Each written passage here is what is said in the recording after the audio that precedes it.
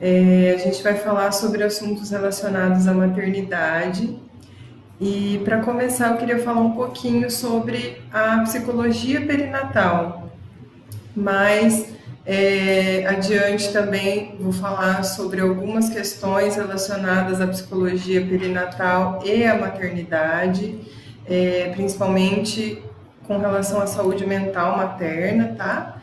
E à medida que vocês quiserem, podem enviar as perguntas, podem fazer as perguntas que eu estarei respondendo para vocês, tá bom? Bom, para a gente começar a falar sobre maternidade, sobre saúde mental, é muito importante a gente saber o que é a psicologia perinatal, né? A psicologia ela tem diversas abordagens e diversas ferramentas para trabalhar na clínica. E a psicologia perinatal é uma dessas ferramentas, né? E é bem específica, por quê? Porque a psicologia perinatal ela trabalha questões relacionadas à maternidade e à parentalidade. O que é a parentalidade? Né? São questões relacionadas a como cuidar de bebês, como cuidar da gestante, como cuidar da mulher no puerpério, né? Quais as preocupações e quais os cuidados mais importantes que precisamos levar em consideração em todas essas fases, tá? E também qual é quais as medidas que precisam ser tomadas para prevenir, né, alguns transtornos emocionais, como a depressão pós-parto, como a depressão gestacional, né, que é muito comum também.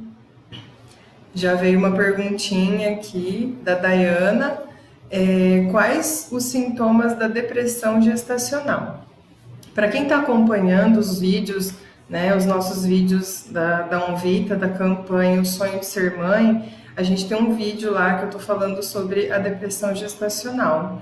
Mas como o assunto é bem longo e tem muita informação a respeito, vou responder também a pergunta da Dayana e posso falar um pouquinho mais sobre isso também, se alguém mais quiser saber sobre isso. Então, a depressão gestacional, ela é muito parecida com uma depressão que não é gestacional, tá? Uma depressão comum. Ela apresenta sintomas muito próximos. Além disso, ela também apresenta sintomas muito próximos da depressão pós-parto. Então, como o próprio nome já diz, né, depressão, todas elas têm essas características semelhantes, né, esses sintomas semelhantes, que são o quê? Uma tristeza exacerbada, o contato social ele é evitado, então a pessoa ela geralmente, a gestante, né, no caso, ela geralmente quer ficar mais isolada, quer ficar mais na dela, sente um pouco mais de sono, chora muito, muito assim. O que é muito, o que é pouco, né? Isso é muito relativo porque vai depender de cada mulher, de cada gestante, né? Então ela que vai tentar entender qual é a frequência disso. E também com a ajuda de um profissional, né? Claro. Outros sintomas são sintomas cognitivos também, né, que afeta muito o sistema nervoso central, então a memória é afetada, então essa mulher ela fica um pouco mais esquecida, ela tem muito mais sono também, tá? A irritabilidade também aumenta. Então, esses são os principais sintomas da depressão gestacional. Tá bom, Dayana? Respondi sua pergunta. Tem outra pergunta? A gente tem uma pergunta da Bárbara também, que é a seguinte: a depressão na gestação se cura depois que o bebê nasce? Muito bom. Porque tem nomes diferentes, né? Então, a gente chama de depressão gestacional porque o nome se refere ao momento em que acontece essa depressão, que é durante a gestação. Uma depressão que ocorre após a gestação é considerada uma depressão pós-parto. E aí, a depressão na gestação, ela se cura depois que o bebê nasce? Ou seja, essa mulher, ela pode ter depressão ou não após o nascimento desse bebê?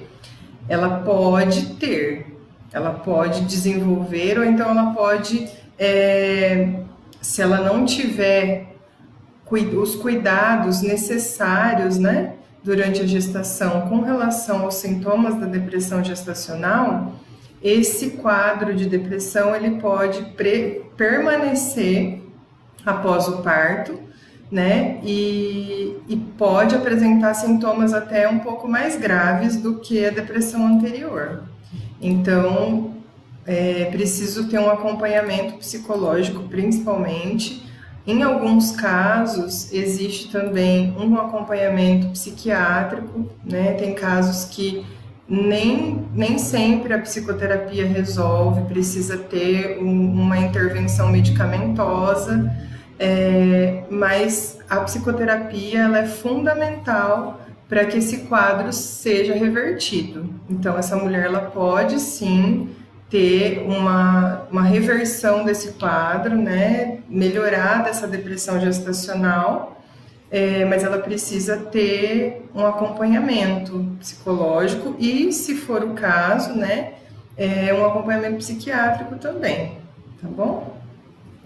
Débora, nós temos uma pergunta aqui da Gabriela Silva, que mandou por e-mail. Tá. Ela fala: eu tive meu filho há pouco tempo e não consigo amá-lo. Me sinto muito triste. Será que eu estou com depressão? Certo. O amor, né? A gente vê muita polêmica para falar sobre amor. E amor materno, principalmente, né? Então, é muito complicado a gente falar que uma mulher, assim que o bebê nasce, é automático que ela vai amar esse bebê, né? Isso é muito vendido, né, nas mídias, e também na maternidade idealizada, de que é automático, de que essa mulher ela acaba de ter o bebê e ela vai amar esse bebê. Mas isso pode acontecer, claro, com algumas mulheres, mas não necessariamente com todas as mulheres, né? Algumas mulheres não acontece isso. Algumas mulheres levam um tempo para se conectar com esse bebê, se identificar com a maternidade, entender o processo que está acontecendo ali do puerpério, né? Que é um momento extremamente delicado.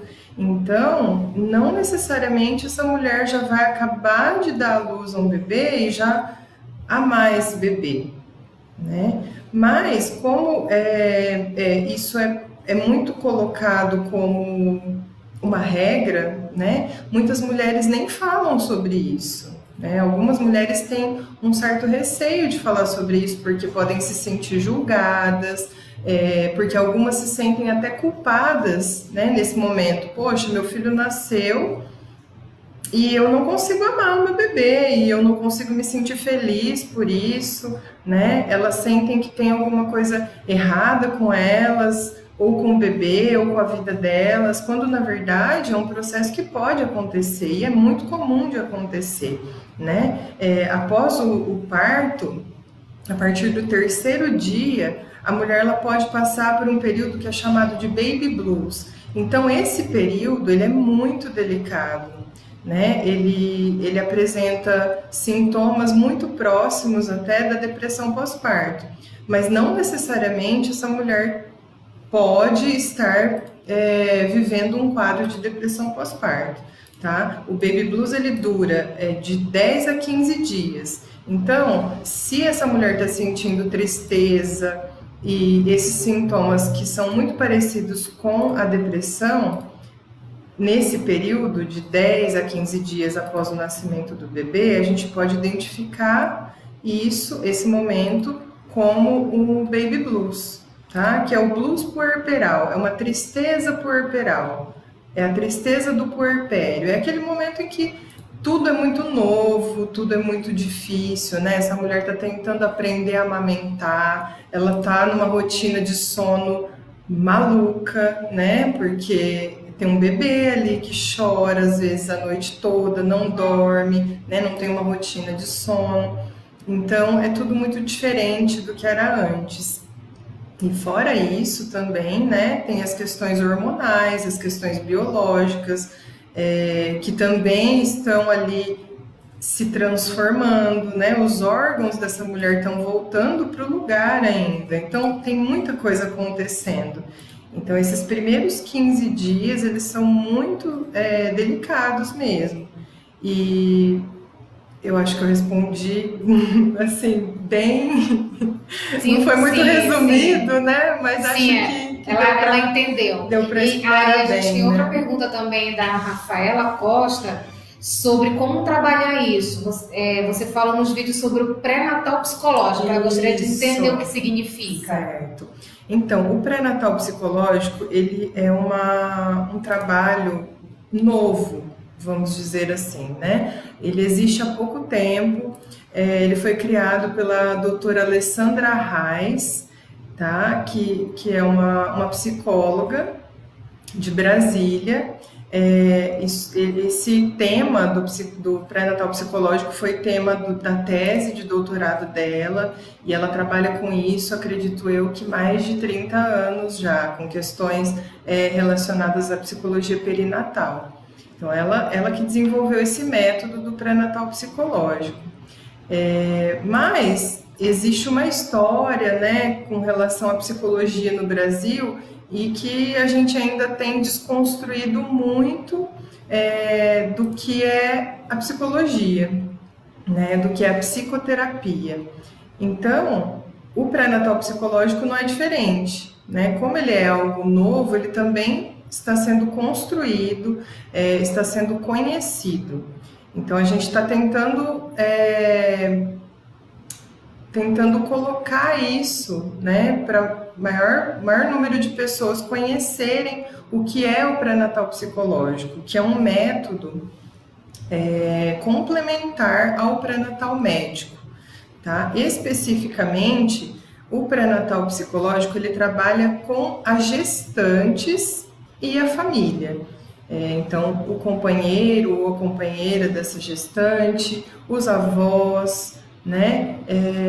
Principalmente a rede de apoio dessa gestante. Por quê? Porque é muito importante que essa gestante não esteja sozinha. O apoio familiar é extremamente importante. O apoio do companheiro ou da companheira, se for o caso, é muito importante durante a gestação, durante o parto, durante o pós-parto também. Então, no pré-natal psicológico, a gente trabalha isso. São encontros semanais, né, de acompanhamento psicológico, realizados principalmente com a gestante, mas em alguns encontros nós realizamos com os familiares também, né, com os pais, com os avós.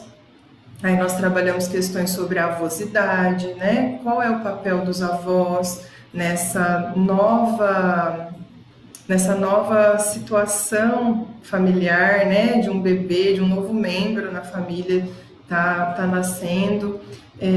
Trabalhamos também o papel desse pai, né, que é tão importante quanto o papel da mãe em toda essa situação também, né, nos cuidados com o bebê, na conexão com esse bebê, né. A gente tenta desconstruir essa ideia de que só a mulher que tem a responsabilidade de cuidar desse bebê, né? Na verdade, não. Esse pai também tem toda a responsabilidade sobre esse bebê, né? Eu costumo falar que a única coisa que o pai não pode fazer é amamentar, né? Então, todo o restante ele pode fazer.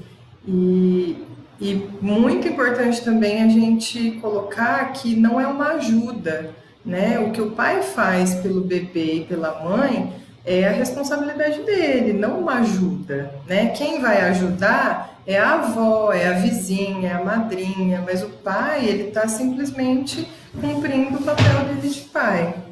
Então, no processo do pré-natal psicológico, né, no acompanhamento que a gente faz no pré-natal psicológico, nós abordamos várias questões muito importantes nesse sentido. Por quê? Porque isso faz parte da construção desse novo papel dessa mulher, né, da subjetividade dela, da nova identidade dessa mulher como mãe, que precisa entender, né, qual é o lugar que ela ocupa, para que ela consiga também entender as emoções dela, como se colocar em algumas situações, como lidar com algumas emoções e com algumas situações, tá? E principalmente o pré-natal também trabalha a prevenção de quadros ou de transtornos emocionais, né? Então, o pré-natal psicológico, ele previne, de alguma maneira,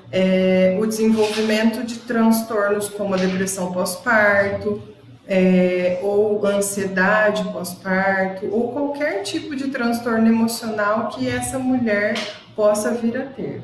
Débora, no Facebook, que não está aparecendo muito para você, agora. Tem mais uma perguntinha aqui. Então, aí tem a da Diana Bellona.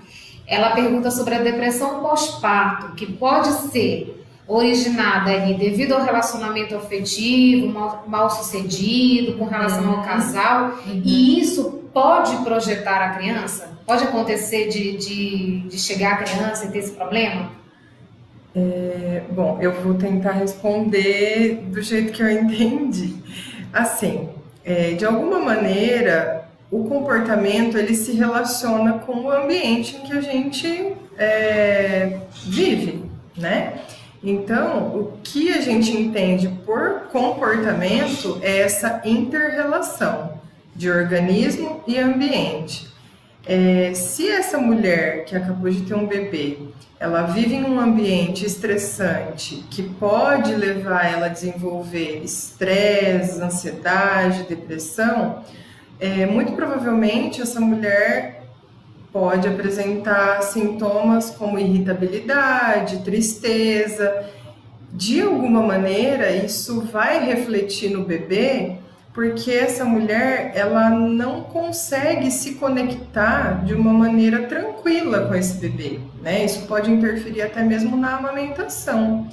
Então, não somente nos comportamentos, mas também no fisiológico dessa mulher, né? Tem muita mulher que fala assim: mas se eu ficar nervosa, meu leite vai secar. Não sei se vocês já ouviram falar disso, né? É muito comum a gente ouvir isso.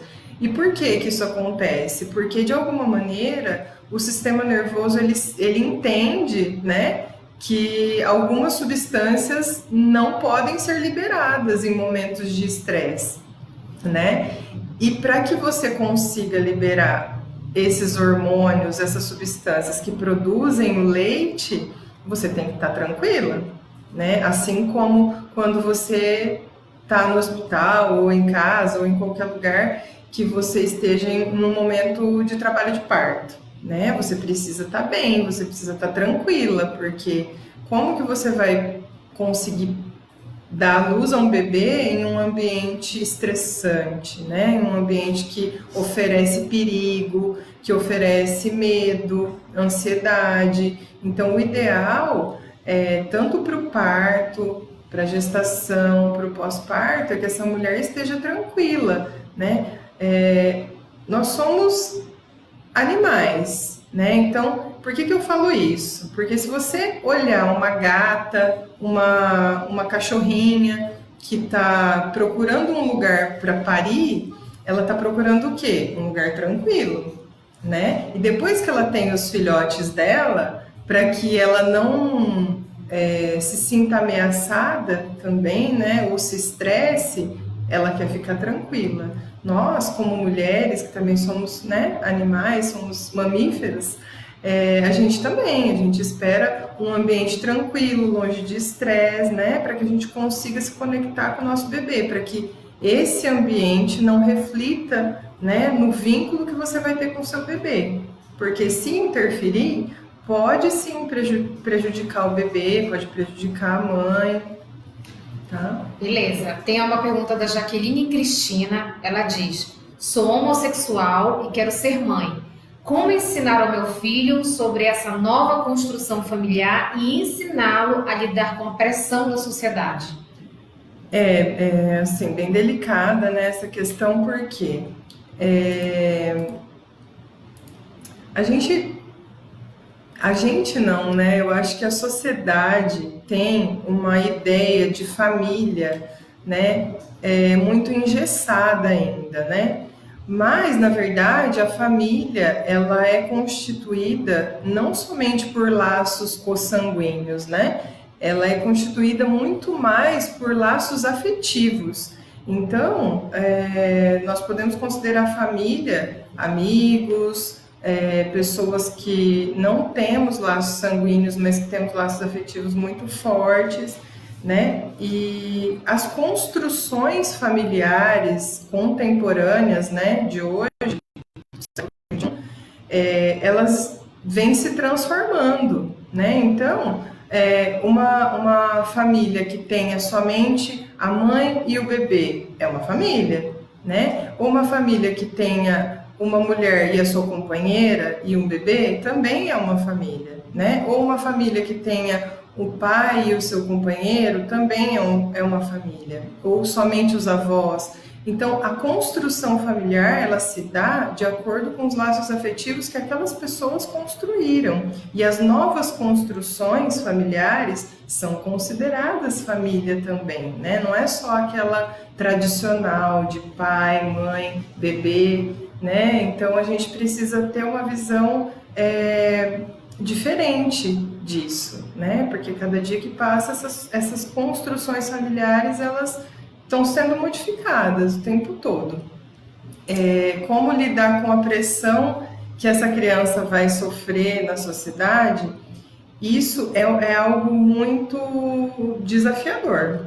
Eu acredito que desafiador, mas é uma construção também, né? Eu penso que as crianças, elas aprendem o que elas têm de modelo, principalmente das pessoas que são referência para essa criança. Então, seja uma referência maravilhosa para o seu filho, de amor, principalmente, de respeito pelo próximo, que eu tenho certeza que essa criança vai lidar muito bem com essa pressão, com o preconceito, né? Que a gente espera que acabe, mas que infelizmente é algo que, né, está acontecendo ainda no mundo, mas que a gente luta para que isso um dia pelo menos diminua, né? Dando os nossos bons exemplos para os nossos filhos que estão aí construindo essa nova geração. Tem uma pergunta da Mari aqui também, bem importante. Como se relaciona a questão do estresse e a mulher não conseguir engravidar? A questão do estresse e da tentativa, né, de engravidar, ela pode estar bem relacionada. Mas, em alguns casos, existem outros fatores que estão relacionados juntamente com esse estresse. Então, o que pode estar relacionado a isso? Talvez algum probleminha biológico, né, fisiológico dessa mulher, que talvez ela não saiba. Então, é muito importante que essa mulher busque um médico que seja especialista nisso, para que ele investigue também essa questão, né? Se existe uma questão fisiológica que esteja atrapalhando, né? Porque em alguns casos não é somente o estresse que impede essa mulher de engravidar. Isso pode acontecer, mas não necessariamente só o estresse é suficiente para impedir uma mulher de engravidar. Não que isso não seja importante, tá? Veja bem, é um fator, mas ele não é o único fator. Da mesma maneira que essa mulher precisa estar bem emocionalmente durante a gestação, é muito importante que ela também esteja bem para receber um bebê, para tentar ter um bebê, porque quanto mais tranquila ela estiver, o organismo dela também vai responder a isso, tá? Mas existem outros fatores também que estão relacionados a essa dificuldade, e aí é importante procurar outros profissionais também para investigar isso. Tá bom, Mari? Tem uma pergunta da Carla também. Quais os impactos que a morte de um ente querido da gestante pode acarretar para o bebê? Isso traz reflexos para o bebê? Olha, não necessariamente traz reflexos para o bebê uma situação triste ou uma situação estressante que a mãe esteja passando. Por exemplo, a morte de um ente querido. É algo que causa uma dor imensa, né? É uma tristeza imensa nessa mulher que está gestando esse bebê. Mas esse bebê ele não tem consciência, né, do que está acontecendo. O que pode acontecer vamos falar de forma mais biológica, né? O que pode acontecer é que essa mulher, ao ser exposta a essa situação aversiva, né, que a gente chama desagradável, triste, o organismo dela liberar substâncias ou hormônios, né, de estresse, por exemplo, muito cortisol.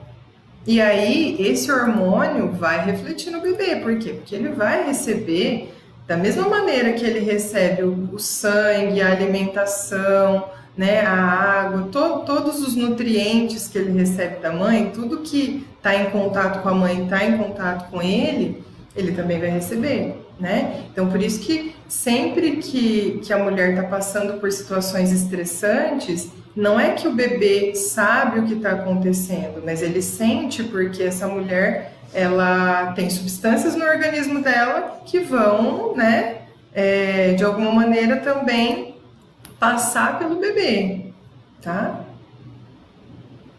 Ok.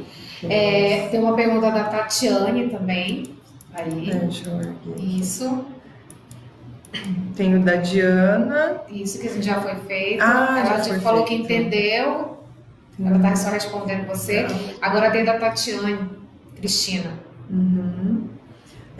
Já fiz todos os exames e não tenho nada de anormal, mas não consigo engravidar. Tatiane, eu acho que nesse momento o que é importante também é verificar a necessidade de um acompanhamento psicológico para conseguir lidar com essa dificuldade, porque o momento de tentativa, né, é um momento de muita angústia mesmo, de muita ansiedade também, né, e nem sempre é fácil lidar com isso. Então, talvez um acompanhamento psicológico, ele seja muito bem-vindo, né, nesse momento, já que você fez todos os exames, não tem nada de anormal, talvez investigar essas questões emocionais, como você está se sentindo, como você lida com algumas questões, né, principalmente com o desejo de ter um bebê, né, como que é esse desejo para você, né, se esse desejo realmente existe, se ele é realmente seu, né, ou é de uma outra pessoa, né, ou da sua família, ou do seu companheiro. É muito importante buscar a psicoterapia, porque você talvez entre em contato com essas questões que vão ser muito esclarecedoras para te orientar mesmo para algum caminho, tá bom? Ok, tem uma pergunta do Luiz Henrique, que ele está fazendo pelo Instagram nosso. A relação com a minha esposa mudou muito depois que o nosso filho nasceu. Ela não deixa que eu cuide do bebê, ficou muito protetora. O que eu devo fazer nessa situação? Acontece muito isso, né? Porque algumas mães, né, algumas mulheres, elas tem uma dificuldade muito grande em delegar tarefas, né? Em pedir favores ou pedir para outras pessoas cuidarem do bebê, porque mãe acha que é perfeito e que dá conta de tudo, tá, gente? Eu sou mãe, então assim, eu já passei por isso quando meu bebê era pequenininho, eu achava que eu conseguia fazer tudo, dar banho, trocar, tomar banho, descansar, tava ali morrendo, mas achava que dava conta. E em alguns casos, a gente dá conta, às vezes a gente consegue sim, mas a que preço, né? Então é muito importante essa mulher ter consciência de que ela vai precisar pedir ajuda, né? Para alguém, para o companheiro, principalmente, né? Como que é o nome dele? Luiz Henrique. Luiz Henrique. É muito importante, Luiz Henrique, vocês terem bastante diálogo com relação a isso, porque de fato é um novo momento, né?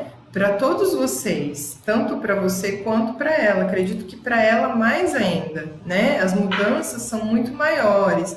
Então, vai precisar de muito diálogo para vocês tentarem entrar num consenso aí do que fazer, né? De quem vai fazer o que, quando, para que não exista conflito, né? Mas diálogo, né? Não conflito, diálogo, para que vocês consigam entrar num consenso.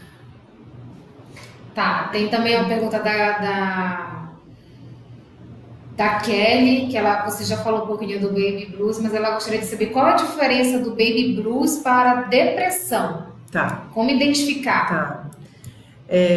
O Baby Blues, como eu disse, né, ele geralmente começa a apresentar, a mulher começa a apresentar os sintomas do Baby Blues geralmente do 3º dia após o parto ao 15º. Tá? Assim, não é uma regra, tá, gente? Pode acontecer, com a maioria das mulheres acontece, mas não necessariamente com todas, tá?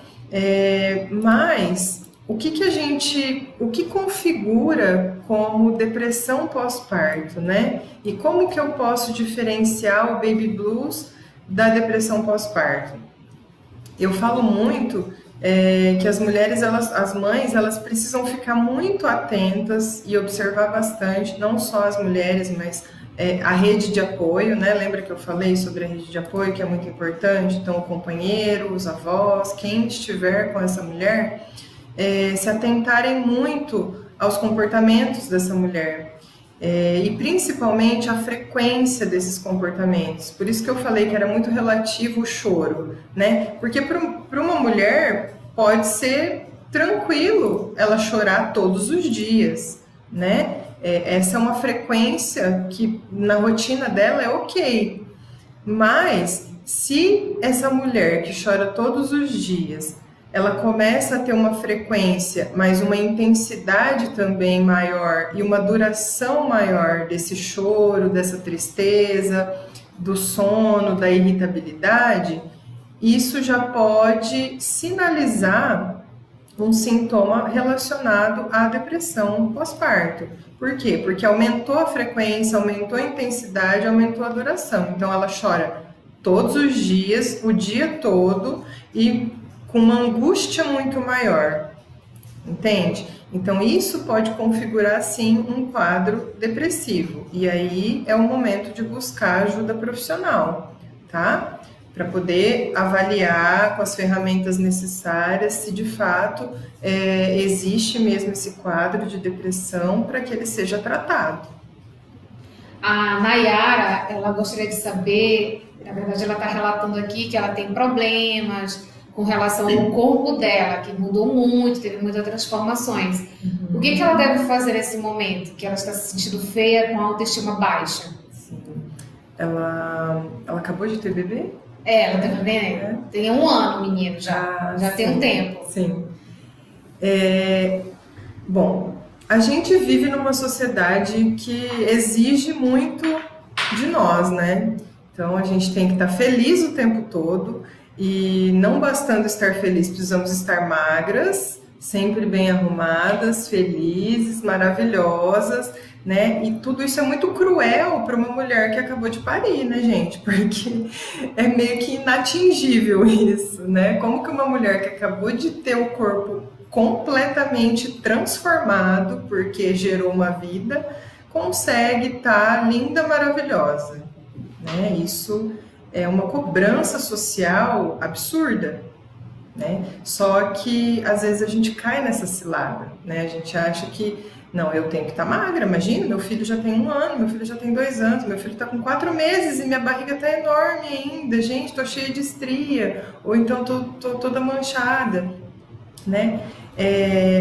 Eu sei que para algumas mulheres é muito difícil lidar com isso, porque tem essas questões sociais aí, mas também existem questões muito pessoais, né? Muito nossas, com relação à nossa autoestima, com relação ao nosso corpo, né? Que talvez já não estivessem bacana antes da gestação, né? Então, tenta resgatar aí como que era a sua autoestima antes, como que ela é agora, por que que isso mudou, ou por que que é tão importante ter um corpo mais magro, ou um corpo mais de acordo com a exigência social, né? Por que que isso é tão importante? Poxa, acabei de ter um filho, e um filho é algo muito importante, é uma outra vida, né?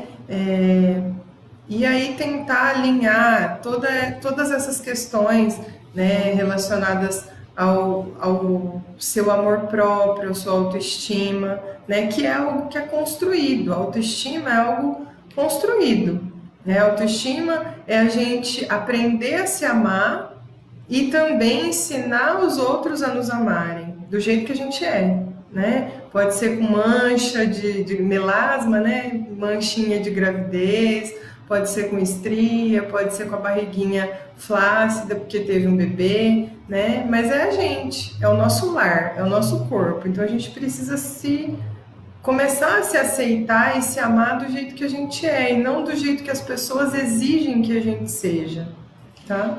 Tem uma mesma pergunta no Facebook da Roberta, que ela fala assim: boa tarde, Débora, eu já tenho um filho de 1 ano e 3 meses e estou grávida novamente.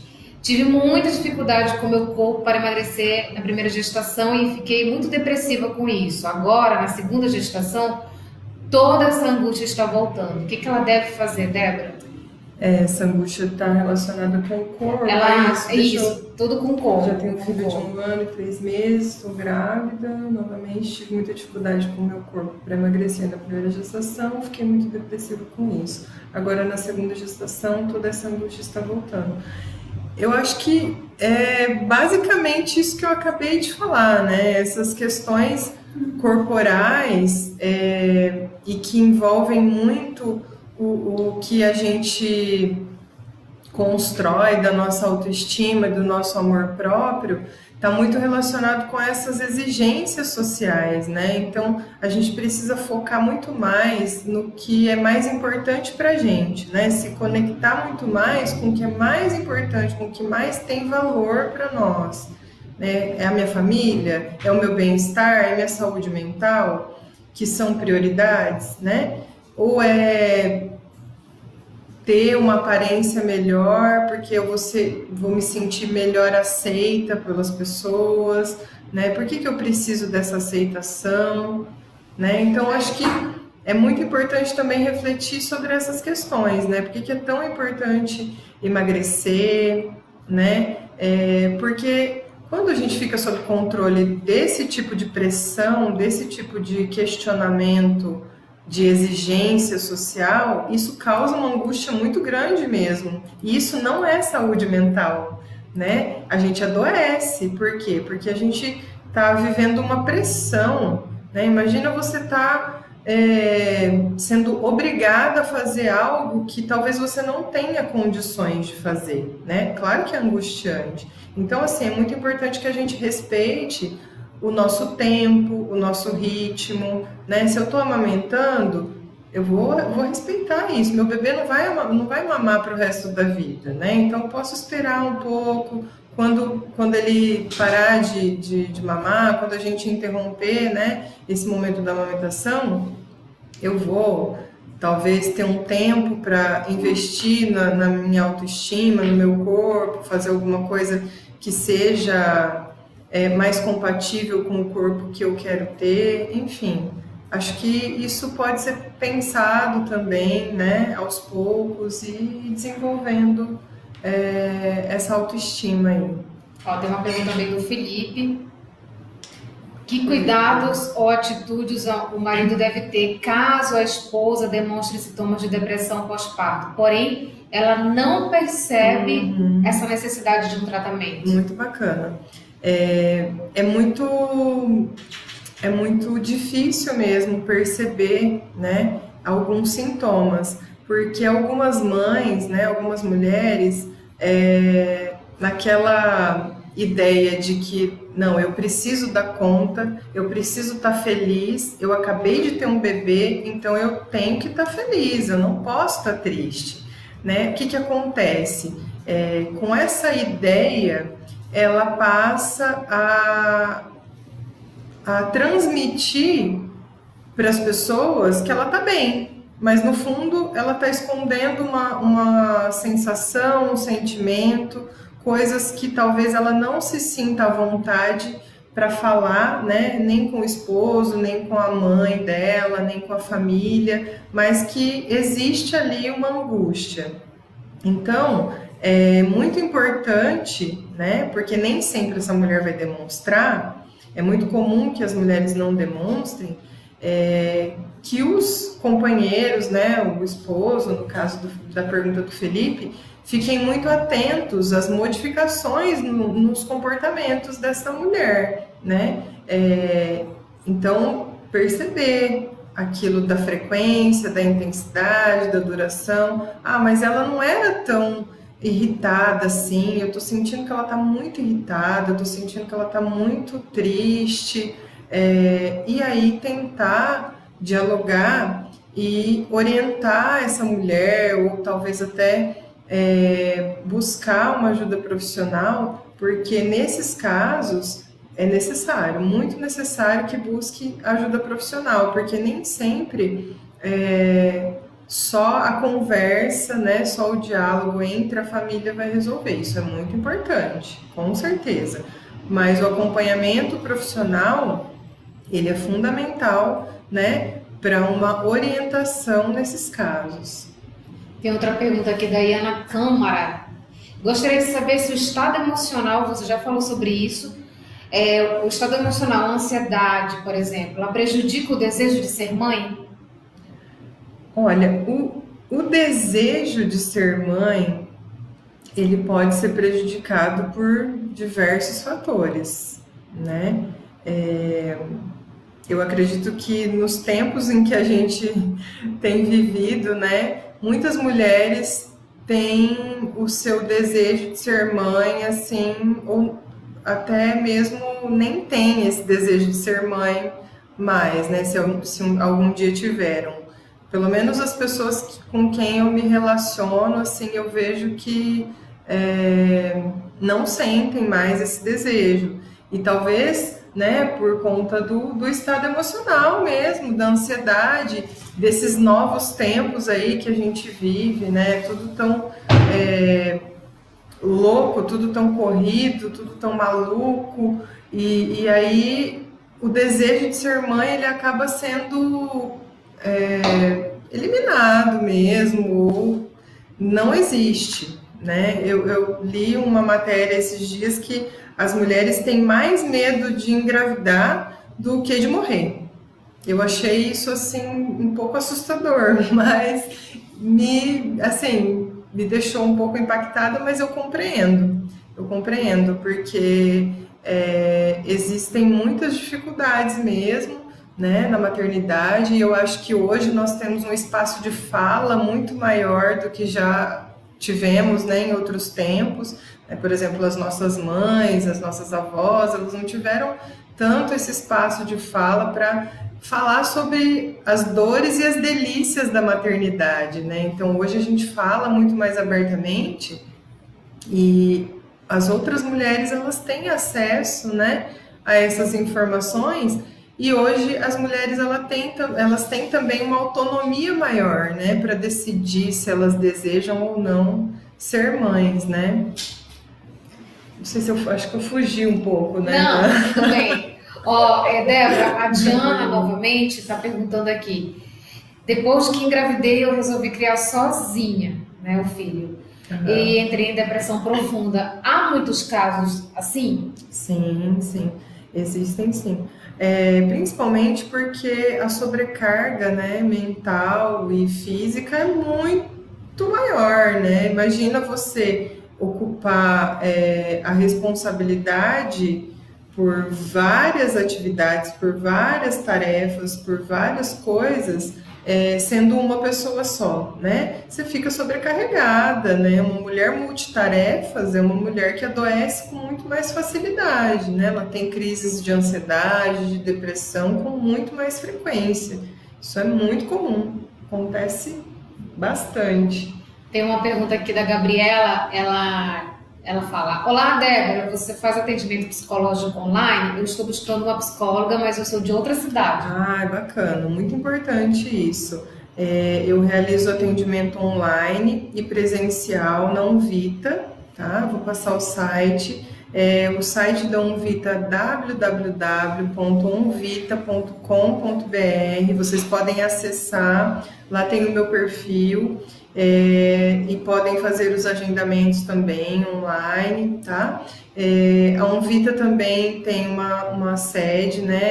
Ela fica na Rua Ibiporã 573, em Londrina, tá? Para quem é de Londrina e precisa, né, de atendimento e tem preferência por atendimento presencial, a gente está aqui na Rua Ibiporã, tá? O telefone é 3373-7900, mas procurem nas redes sociais, sigam as páginas, né, os perfis da Unvita, que temos o endereço, tem todos os contatos, só entrar em contato, agendar, né, as sessões para quem tiver interesse em realizar um acompanhamento psicoterapêutico. Estaremos à disposição. Estamos finalizando. Gostaria que você então falasse para essas mulheres, mães, o que elas devem buscar para ser as melhores mães desse mundo. Difícil, né? Nossa, muito difícil. Mas eu acredito que o principal é ser a mãe possível, né? O que é possível para mim? Eu acho que quando nós, como mães, ou até mesmo como seres humanos, né, buscamos o que é possível, o nível de frustração talvez ele seja um pouco menor, né? E a gente se conecta um pouco mais com nós mesmas. Então, o que eu posso fazer pelo meu filho, né? O que está dentro do meu alcance, porque isso talvez até diminua a culpa que a gente sente, né? Que é algo que também acompanha muitas mães, né? A culpa, a ansiedade, né? Então, o fato da gente tentar ser a mãe possível, a melhor mãe dentro das nossas possibilidades, eu acho que pode ser assim um caminho bacana. Não que seja o único, né? Tem vários, cada pessoa, cada mãe, cada mulher vai encontrar o seu, mas eu acredito que esse seja um caminho bacana, assim, para... A campanha continua? A campanha continua, acompanhe os vídeos, as postagens nas redes sociais, no Instagram, no Facebook, LinkedIn, né? Instagram de novo. E aí a gente vai estar lá e mandem perguntas, tá bom? E a gente vai ficar por aqui, gente. Um abraço para vocês.